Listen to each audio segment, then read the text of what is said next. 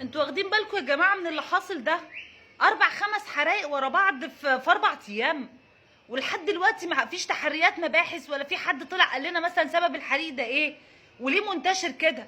ويعني ايه ماس كهربي يولع في ده كله ورا بعض كل يوم نلاقي حريقه شكل في مكان شكل غريبه.